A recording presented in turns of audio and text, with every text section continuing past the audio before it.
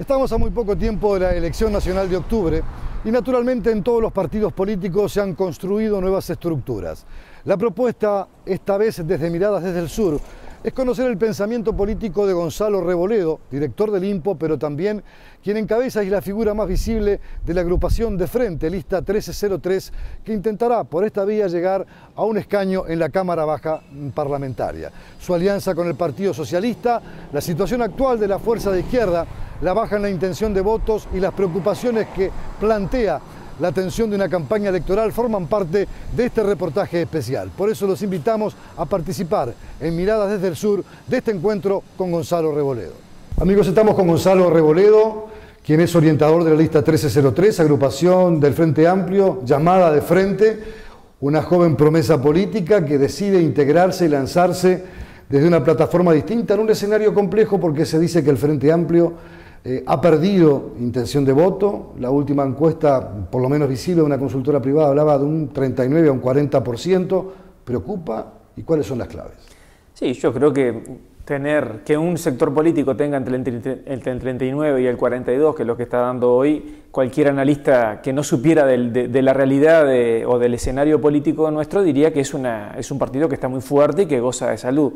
Es cierto que el Frente Amplio tiene mucho más que esto y por eso es que existe una especie de alerta en que debiéramos de estar 3 o 4 puntos por encima de lo que nos están dando las encuestas hoy. La primera cosa que quiero decir es que no estoy cuestionando las encuestas. Yo creo que las encuestas pueden equivocarse o pueden acertar, pero eso no es en función del humor mío.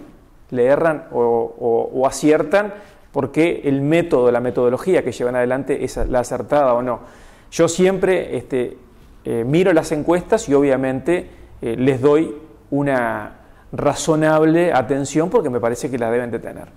Creo que estamos en un nivel, insisto, que está por debajo de mi expectativa. No obstante ello, digo que, a diferencia de algunos otros dirigentes, sobre todo frente amplistas, digo que esta elección siempre fue competitiva, porque no es lo mismo agarrar una elección cuando se viene de un partido opositor que competir con uno mismo. ¿Usted advertía desde antes de esta campaña que iba a ser un escenario complejo? Sí, yo creo. Sí, que esta elección no estaba ganada, como se decía de antemano, que fuera quien fuera candidato se ganaba fácilmente y caminando. Sí, sí, nosotros escuchamos a algún candidato o algún dirigente del Frente Amplio hacer esta afirmación y nosotros desde octubre del año pasado, cuando lanzamos nuestra propuesta, decíamos que esta elección había que ganarla y había que trabajar mucho para ganarla. El principal opositor que tenemos somos nosotros mismos porque estamos comparando, la gente está comparando nuestros gobiernos con nosotros mismos. Es muy distinto a cuando teníamos fresca en la memoria de los uruguayos lo que había sido la oposición gobernando. Hoy ese ejercicio no es tan sencillo y nos estamos comparando nosotros con nosotros mismos. A esto hay que sumarle que el poder adquisitivo, que el desempleo ya no son problemas en Uruguay. Cada vez que hay un evento de consumo, como lo son las fiestas, el Día del Niño, el Día del Padre, lo que fuera, se baten los récords de consumo. Lo que está empezando es la carga contributiva que se paga a través del impuesto a las retribuciones personales. ¿Pero en dónde pesa eso? Eso lo dicen y lo marcan muchos de la oposición. No se pueden hacer reducciones, como por ejemplo en cualquier otro tipo de sistema, como el español, como para ponerlo como ejemplo, donde usted puede hacer, si hace mejoras en su casa o tiene hijos en un colegio privado, puede deducir de su impuesto a la renta. Está planteado eso, está grabando el aguinaldo, está grabando el salario vacacional, ¿hay que hacer modificaciones? Sin duda que el impuesto, a ver, todas las cuestiones creadas por el hombre son mejorables, eso no tengo ninguna duda. Este impuesto ha rendido mucho al país, ha sido un país, uno de los únicos países del mundo que ha crecido con equidad, que ha crecido sostenidamente y con equidad.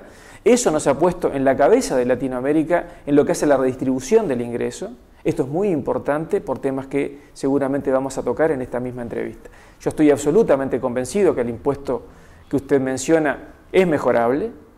Sin duda, tanto lo es que el propio candidato nuestro, Tabaré Vázquez, está proponiendo que para el próximo periodo se desafecte el aguinaldo y el salario vacacional de este impuesto. No tengo ninguna duda de ello, de que se puede perfeccionar y que se puede mejorar.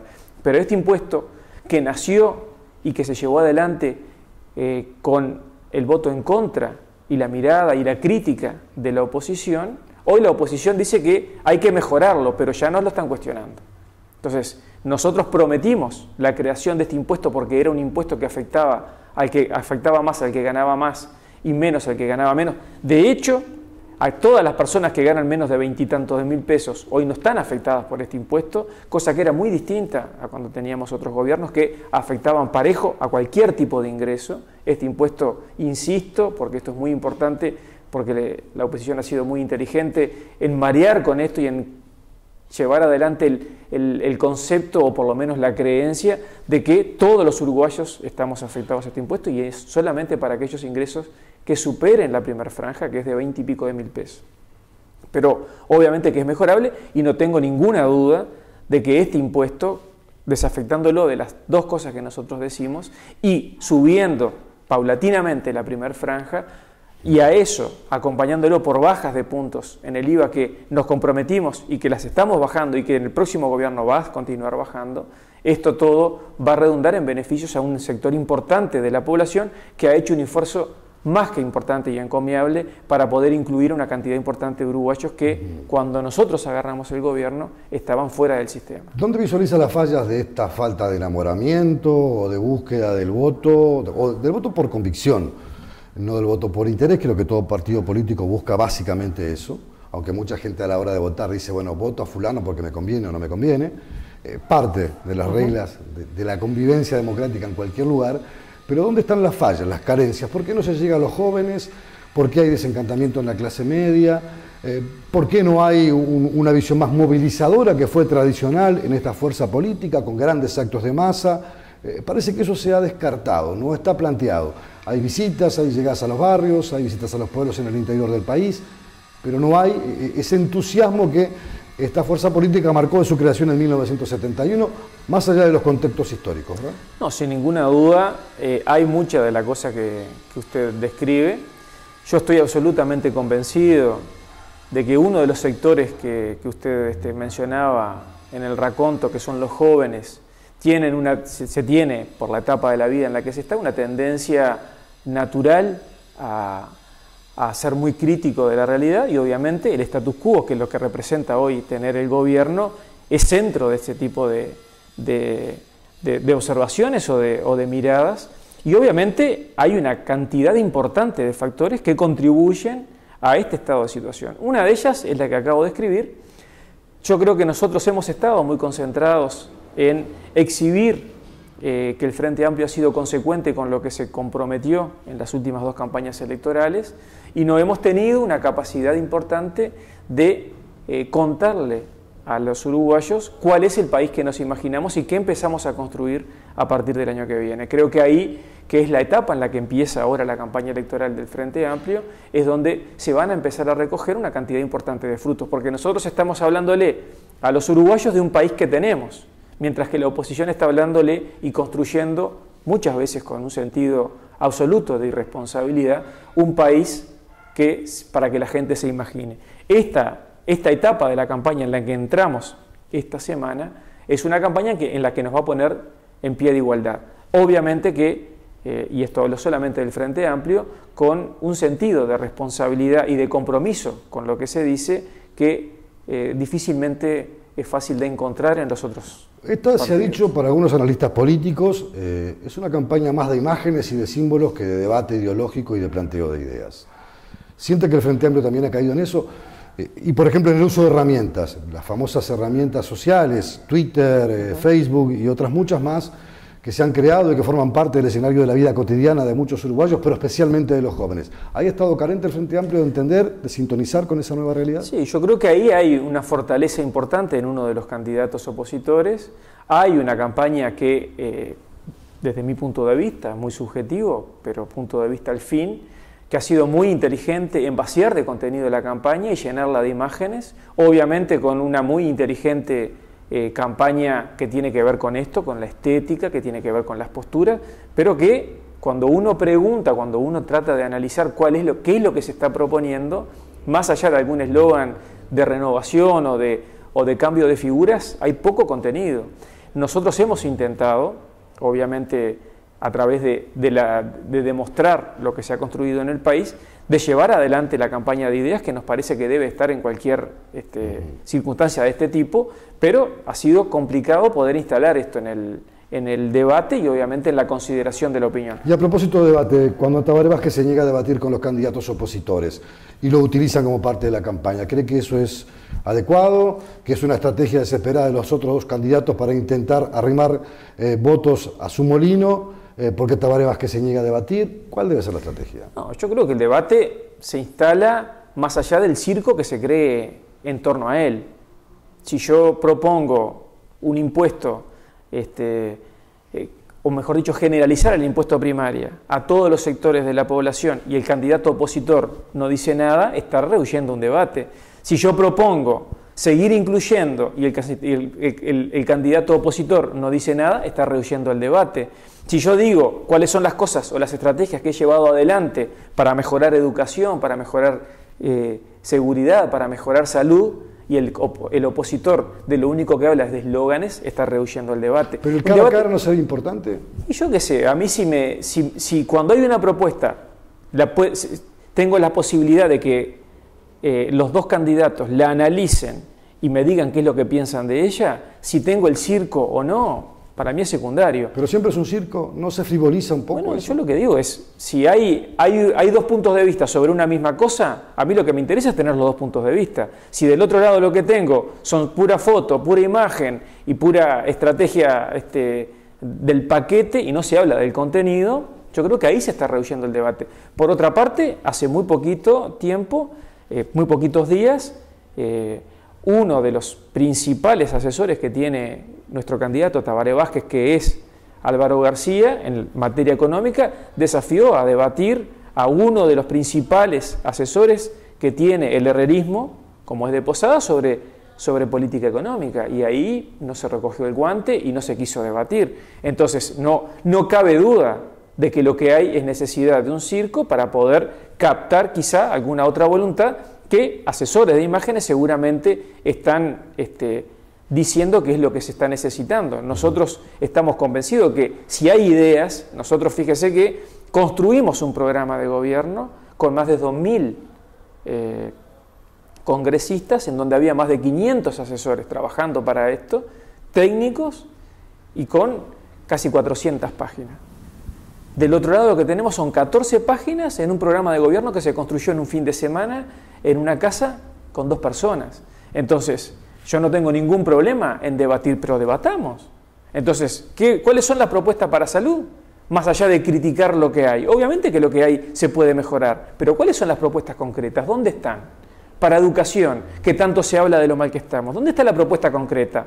Porque se fueron a Finlandia y lo que trajeron fue la propuesta de incluir inglés en la educación, cosa que ya se está haciendo gracias a una de las reformas que incluyó el propio Frente Amplio, que fueron la implantación de las ceibalitas y que además no contó con la aprobación del Partido Nacional en aquel momento, pero hoy la principal asesora en educación de ese candidato está en contra y además dice que lo que estamos creando son idiotas informáticos.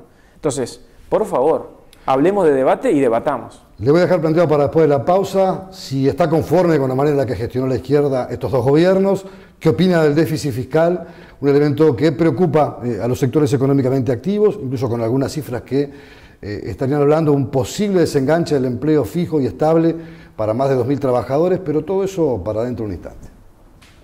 Solo a través del correo uruguayo podés mandar un bozal para Yacaré. ¿Un bozal para Yacaré? No, un bozal para Yacaré Artigas.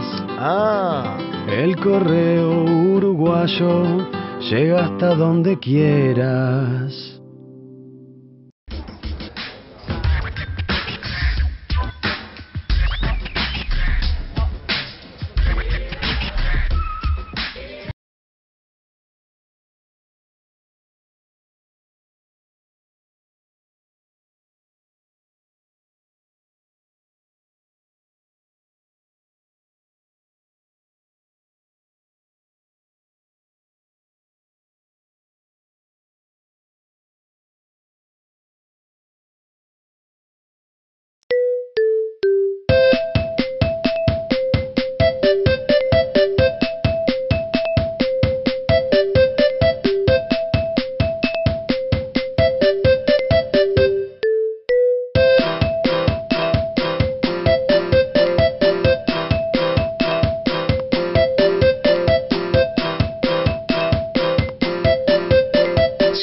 4 días de vacaciones, fines de semana. Tenés todo un país para disfrutarlos. Uruguay Natural, Ministerio de Turismo y Deporte. La ley en tu lenguaje. Es importante que sepas que el trabajo rural está regulado por ley. Las horas de trabajo son 8 y deben respetarse, al igual que los horarios de descanso. Si la jornada supera esas horas, tenés derecho a cobrar horas extras. Conoce más sobre esta ley en impo.com.uy/trabajo rural. Importa que lo sepas. IMPO, Centro de Información Oficial.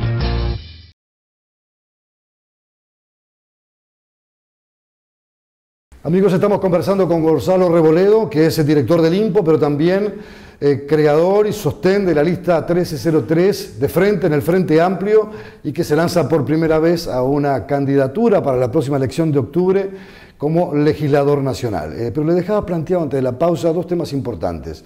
El déficit fiscal, Uruguay gasta más de lo que tiene, e incluso la oposición se ha colgado de este elemento para hacer fuertes críticas a otro tema que dicen que todo esto se debe a un problema de muy mala gestión y que eso de alguna manera lleva a que los recursos de los uruguayos se dispersen de la forma más inadecuada posible. ¿Qué opina? Creo que no comparto ninguna de las dos afirmaciones.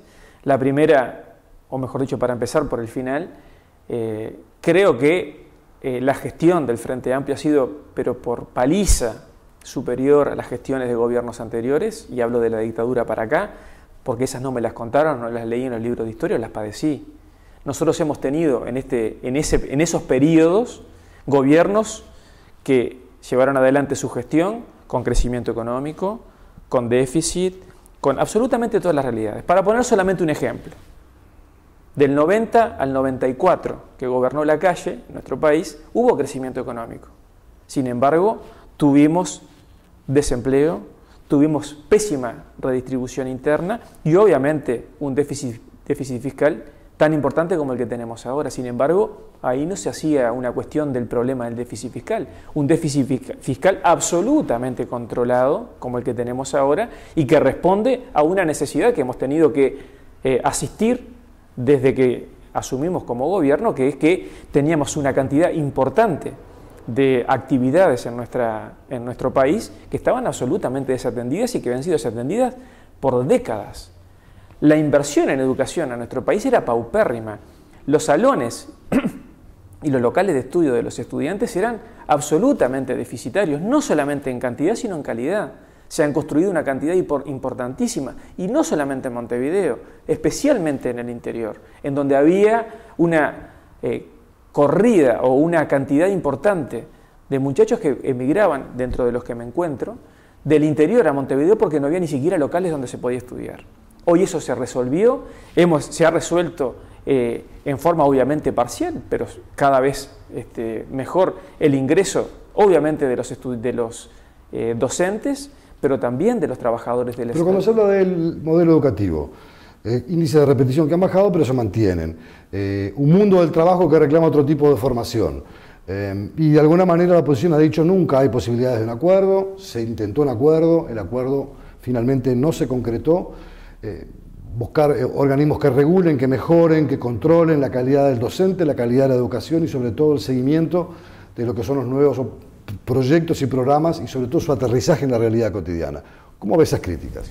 Fíjese que se habla de una educación que no responde a un mundo del trabajo mucho más diverso. Ese mundo de trabajo más diverso no es por obra y arte del universo. Se ha diversificado la producción de nuestro país, se ha diversificado el ingreso a nuestro país gracias a que ha habido una política de este gobierno de diversificarlo. Usted fíjese que si nosotros solamente criáramos ganado en Uruguay, seguramente no necesitaríamos tener tanta adaptación a nuestro sistema educativo. Lo que ha pasado es que ha habido un gobierno que ha estado preocupado por blindarse y por tratar de no depender tanto de los avatares de los países vecinos en cuanto a su crecimiento económico y al bienestar de los ciudadanos. La peor crisis económica que vivió nuestro país fue debido a que teníamos casi que el 80% de nuestras exportaciones destinadas a Brasil y Argentina. Tuvieron problemas esos dos países y nosotros quedamos colgados del pincel. En el 2002, La crisis absoluta que vivió nuestro país se debió a que se habían llevado adelante políticas económicas absolutamente irresponsables. Pero independientemente de estos factores, que son de análisis y son reales, ¿por qué el modelo educativo de repente no da respuestas a esta realidad? Porque el desafío está planteado. Sí, Uruguay crece, se diversifica, tiene otro tipo de... No tengo ninguna duda. Pero hay que buscar caminos. Pero los caminos se están buscando y se están construyendo. Esto no se resuelve de un día para el otro. Una educación que había sido desatendida durante 50 años, ¿usted cree que se resuelve de un día para el otro? ¿Podemos poner algún parche e inventar y maquillar como se hacía tradicionalmente 6 meses antes de las elecciones? Pero nosotros estamos realizando transformaciones que sean para siempre. Universalizar el ingreso de los niños de 3 años al sistema educativo no se resuelve de un día para el otro. Hay que conseguir los docentes, hay que conseguir los salones y las condiciones edilicias adecuadas. Hay que crear un sistema que sea capaz de absorberlo, pero también tener la responsabilidad de que eso se haga con calidad. Universalizar ese tipo de cosas no se resuelve de un día para el otro. Incorporar el inglés al sistema educativo primario y secundario es un desafío que tenemos desde hace 50 años, no es de los últimos 10. Sin embargo, solamente se ha llevado adelante con seriedad en los últimos 10 años. Escuelas de tiempo completo, que nosotros aspiramos a llegar a 500. Obviamente que es un desafío que tenemos, pero ¿cuántas escuelas de tiempo completo habían cuando nosotros agarramos el gobierno? Con lo importante que es en muchos sectores de esta población poder tener una cantidad de horas importantes a los niños en el sistema educativo, que además les contemple y que les resuelva el tema de la alimentación. Estas cuestiones se están instalando en nuestro país y los resultados no se ven de un día para el otro. La incorporación de la Ceibalitas nos resolvió el tema del inglés y muchos otros temas. Cuando critican eso, las Ceibalitas... Bueno, es que cuando critican eso lo único que uno hace es reírse. Yo no puedo creer, a mí me llama poderosamente la atención que la principal asesora en educación que tiene la calle, la señora Bianchi, critique y diga que las Ceibalitas o el plan Ceibal lo que hace es crear idiotas informáticos. Esto, además de ser una guarangada de cualquier punto de vista, no hace otra cosa que ignorar el aporte fenomenal que ha tenido la herramienta al sistema educativo, que no es reconocido solamente en nuestro país por adversarios y por propios, es reconocido en el mundo. Se han recibido decenas de premios en el mundo por el aporte que se ha hecho a la educación con esta revolución. Que ha sido un modelo que se ha imitado, por ejemplo, en países como Chile. Y eso es renovación. Incorporar al sistema educativo una herramienta universalmente adquirida para todos los niños de nuestro país, de la forma en la que se hizo, eso es renovación.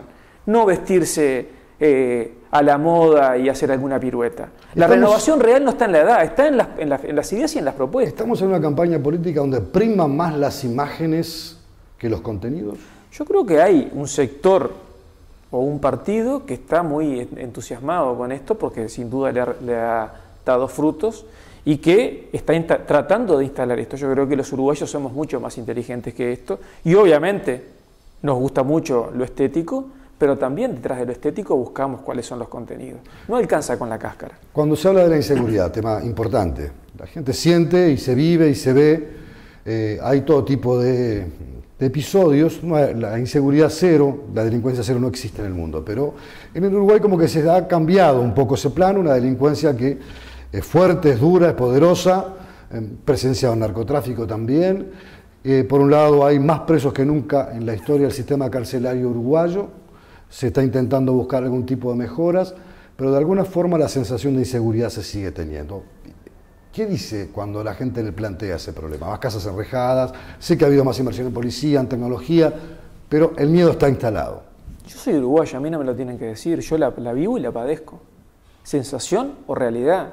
La inseguridad es un tema que está instalado y que además responde no solamente a una sensación. Obviamente que estamos, comparativamente con años anteriores, estamos en situaciones que a mí no me gustaría estar.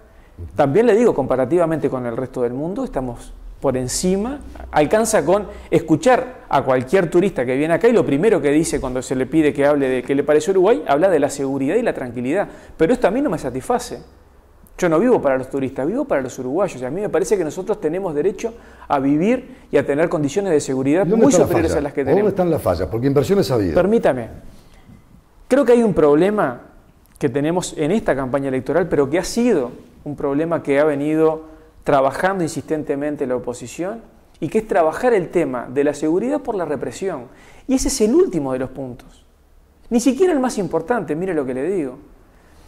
Estadísticamente, Los países que tienen mayores índices de seguridad o menores indicadores de inseguridad son aquellos que tienen menores distancias entre el que gana más y el que gana menos. O sea, los países más igualitarios y más equitativos son los que menos problemas de seguridad tienen. ¿Y en qué ha ponido el énfasis el Frente Amplio en los últimos 10 años? En tratar de abatir y de acercar estas dos puntas de la baraja. Claro, esto no se resuelve de un día para el otro, pero si queremos resolver las cosas para siempre tenemos que ir a las causas, no a las consecuencias. Nosotros podemos seguir invirtiendo en policía, seguir invirtiendo en cárceles, es que lo único que vamos a estar haciendo es tratando de resolver las consecuencias. Lo que hay que atacar son las causas y el Frente Amplio lo está haciendo desde hace 10 años. La pregunta que habría que hacerse es, si no hubiéramos invertido todo lo que hemos invertido en estas cuestiones, ¿cuáles serían los índices de inseguridad que tendríamos? Hay un desgaste del ministro del Interior con la policía. Es un ministerio complejo, no es sencillo. Ha tenido que lavar y limpiar el instituto policial. Hay muchos policías que han sido procesados y quitados del instituto policial. Pero fue un tiempo de desgaste, es un tiempo de cambio el que se le debe aproximar al Frente Amplio. En la figura y en el enfoque y en el acento. Yo creo que acá hay varios temas. En primer lugar, cuando la policía actúa acertadamente, se quejan de la policía. No hay que irse muy atrás. Hace muy poquito un episodio en el Correo de Pocitos en donde hasta fue abatido un funcionario policial. La policía había actuado correctamente y los culpables eran los policías. Cuando la policía es omisa, los culpables son los policías. Obviamente que esto acrecentado por una campaña que yo creo que está muy bien orquestada y que se lleva adelante con un éxito que a mí me parece que les ha dado resultado, que obviamente pone y carga las tintas, insisto, en la parte más débil del problema. Yo no comparto algunas declaraciones que se han hecho, pero obviamente se hacen en un contexto en el que debemos ser todos muy francos y ponernos en la piel de quienes están trabajando con esta situación. No hay policía en el mundo que pueda dar abasto y que pueda ser absolutamente eficiente si nosotros no tenemos un sistema social que contenga y que prevenga actividades de delincuencia. Para después de la pausa, construir una estructura política en el Uruguay desde cero, como es lo que usted está haciendo en este tiempo, es un poco caminar como un Quijote de a pie, pero no me lo conteste ahora.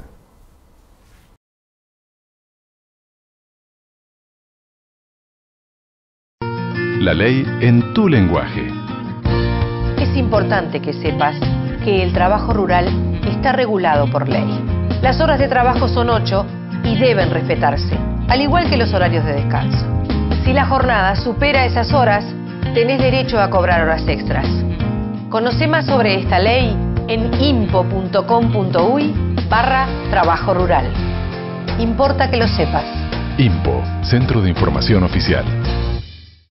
Solo a través del correo uruguayo podés mandar un portero eléctrico para Tranqueras. ¿Un portero eléctrico para Tranqueras? No, un portero eléctrico para Tranqueras Rivera. Ah. El correo uruguayo llega hasta donde quieras.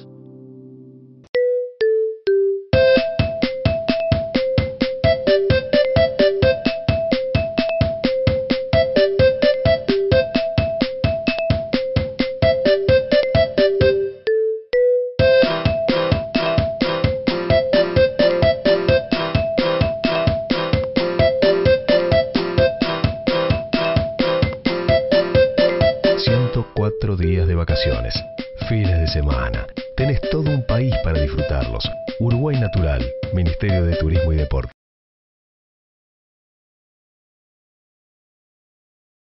Gonzalo Reboreo, quien ha sido creador de la lista 1303 de Frente del Frente Amplio, candidato a diputado para la elección de octubre, y le preguntaba hace un instante, siendo joven, con experiencia, habiendo gestionado cargo de gobierno como director del INPO, pero construir en este país una propuesta política no ha de ser sencillo. Yo le ponía un poco el símil de no ser un Quijote de a pie que va por el mundo intentando poner una bandera con sus convicciones, con sus principios, con una identidad y con una propuesta.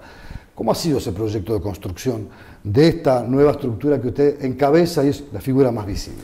Sí, es muy difícil, pero a la vez es muy motivante, es muy lindo el desafío. Nosotros estamos convencidos de que hay mucho para aportar. No la campaña electoral. La campaña electoral es una circunstancia al país. Nosotros estamos muy motivados porque creemos que el país da para mucho más. Hemos demostrado que se podía. Muchas de las cosas que nos decían, que nosotros las proponíamos casi que con un sentido de irresponsabilidad, una vez llegado al gobierno se han resuelto.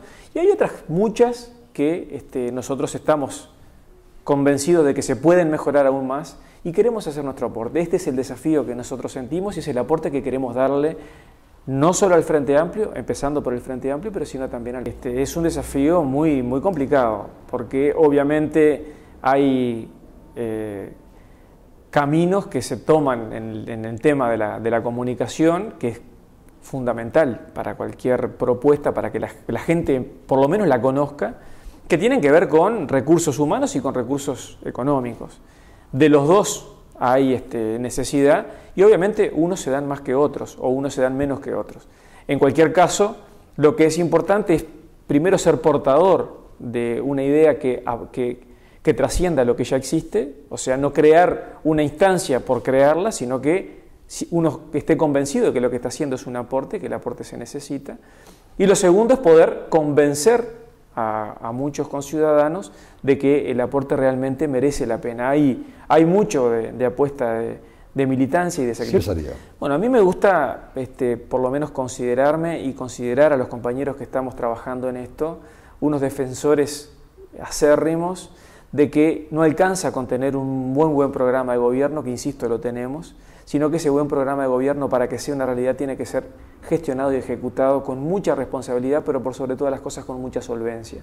Nosotros estamos convencidos que el Estado necesita de gestores específicos para cada una de las áreas y esos gestores no se pueden improvisar. Y no es lo mismo gestionar una empresa privada que gestionar una empresa del Estado. Aquello del reparto por los votos que obtuve en función de cada una de la suma de votaciones no es el camino más adecuado. Yo diría es decir, que si no. el partido A tiene 50.000 votos, el partido B tiene 30, ese tipo de caminos de repartir por los votos que me aportaron no va. Yo digo que ese camino no va, pero también digo que el camino del técnico absolutamente frío y disociado de la realidad y la sociedad tampoco va. Las decisiones siempre se dice son políticas. Las decisiones siempre son políticas y por eso tiene que haber gente que esté capacitada desde el punto de vista técnico, pero que tenga formación política. Yo no digo que sea necesario o que una buena fórmula sea, si tenés muchos votos, tenés muchos cargos. Lo que digo es que quien ocupe el cargo tiene que tener un compromiso con la tarea que se está llevando adelante y una sintonía y sensibilidad acorde.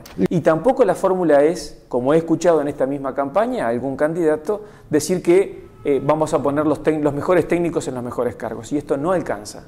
Esto lo quiero decir y poner el énfasis. Los técnicos son muy buenos asesorando, pero la decisión última siempre tiene que ser política, porque tiene que haber un sentido para el cual uno construye, para el cual uno gobierna. Y ese sentido lo da alguien que está comprometido y tiene la sensibilidad del proyecto político que lo encarna. No es cualquiera. Entonces, conseguir y lograr estos actores es un desafío importante. La segunda cosa es una sensibilidad que yo creo que esta campaña y que el país la ha perdido, que es el wilsonismo. Pero el wilsonismo desde el punto de vista... Viene de una raíz blanca. Yo vengo de una raíz blanca y tuve mis primeras mi primera actividad política dentro del Partido Nacional. La corriente popular. La corriente popular. Un Partido Nacional que ha ido perdiendo el wilsonismo y que obviamente en estas últimas de cambio alcanza con mirar solamente el escenario para darse cuenta cómo es que el herrerismo se quedó con el Partido Nacional y expulsó o no le deja cabida ni aire ni oxígeno a ninguna cuestión que tenga un tufito wilsonista. Alcanza con repasar los últimos años, lo que ha significado lo que hace unos años eran los homenajes al aniversario de la muerte de Wilson Ferreira Aldunate, cuando ya este año no se hizo y el año pasado... ¿Larrañaga no encarna esos ideales? Yo creo que no, pero además Larrañaga ha quedado subsumido en una campaña electoral del herrerismo que ha sido muy eficiente y además él se resignó. Su discurso el día de la noche, o mejor dicho la noche de la elección interna, denota una derrota no solamente en los votos, sino una derrota ideológica dentro del Partido Nacional. Sí, sí, claro, yo me siento muy identificado sin duda con Líber Seregni, me siento muy identificado con el Pepe de Lía, un constructor que desde los trabajadores fue un articulador social importantísimo. Obviamente me identifico mucho con Tabaré Vázquez, me identifico mucho con el Pepe Mujica, Me identifico mucho con algunas personalidades que hoy tiene el Partido Socialista, como es Álvaro García, que es una figura nueva, una figura que tiene mucho para aportarle al país y reúne las dos condiciones. Tiene juventud y tiene renovación, porque no alcanza con una, no alcanza con ser joven.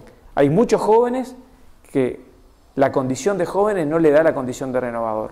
Renovador es aquel que tiene la voluntad y la apertura mental suficiente para incorporar y para trascender el status quo en el que nos encontramos. Usted va a una estrategia con el Partido Socialista para construir un lema electoral. Exacto. Yo creo que el Partido Socialista, al igual que muchos sectores políticos de nuestro país, tienen tendencias internas, pero ha sabido navegar con ellas y ha gozado de una síntesis que es el Partido Socialista que hoy tenemos. En su interna tiene internas, pero en su interna tiene diferencias de voces. Tendencias, pero tiene una síntesis. Con esa síntesis es que nosotros intentamos caminar conjuntamente. Creemos que en el Partido Socialista hay una cantidad importante de compañeros que han contribuido, no solamente en lo técnico, sino también en lo político legislativo, a encontrarnos en la situación en la que estamos.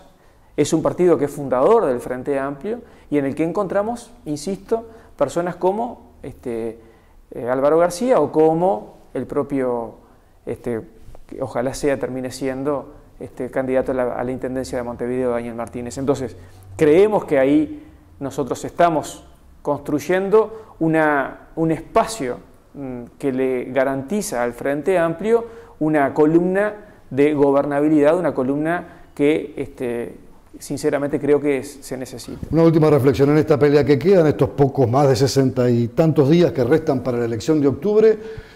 Tabaré Vázquez ha insistido en que se puede ganar en primera vuelta y con mayorías parlamentarias, aunque la realidad está marcando otros indicadores por el momento. ¿Cómo se ve frente a eso? Bueno, yo creo que la realidad cambia, por suerte. Hace 4 meses era otra y seguramente dentro de 60 días va a ser otra.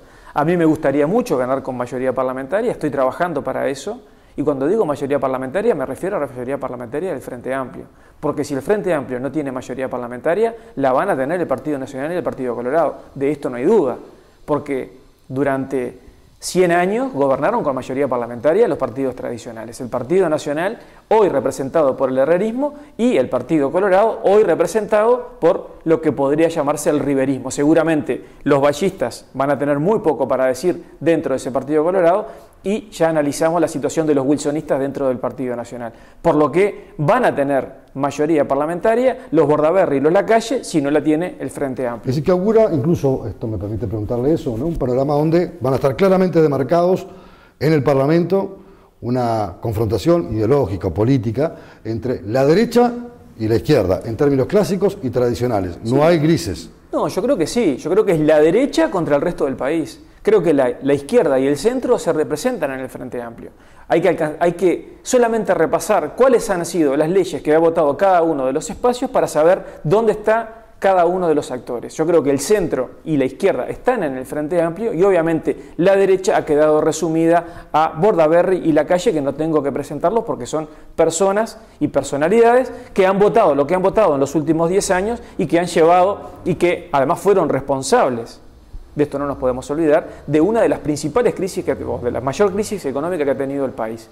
17 impuestos nuevos creó el gobierno de Jorge Valle, y fueron votados por estos dos señores que hoy piden que rebajemos impuestos. O sea que 17 impuestos crearon para favorecer a algunos pocos en este país y desfavorecer a unos muchos, y hoy están pidiendo que estos impuestos que han sido redistributivos y que han favorecido a la mayoría de los uruguayos, se están pidiendo que se vuelvan a sacar. Yo de verdad les creo poco y nada, como no les creo en la campaña que hicieron los dos candidatos, Lacalle y Bordaberry, con el tema de la baja, una campaña que ha sido absolutamente... Baja de la imputabilidad. La baja de la imputabilidad, que ha sido absolutamente desenmascarada, no solamente por actores uruguayos, sino en el mundo entero, y que ha quedado de manifiesto que le mintieron descaradamente a la población y se van a tener que hacer cargo.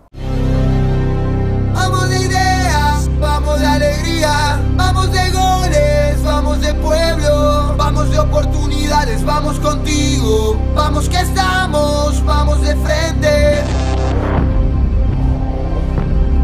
Dale que vamos, vamos de frente, vos sos el frente, vamos, vamos de frente, vos sos el frente, vamos a De frente, nueva generación Frente Amplista. Lista 1303.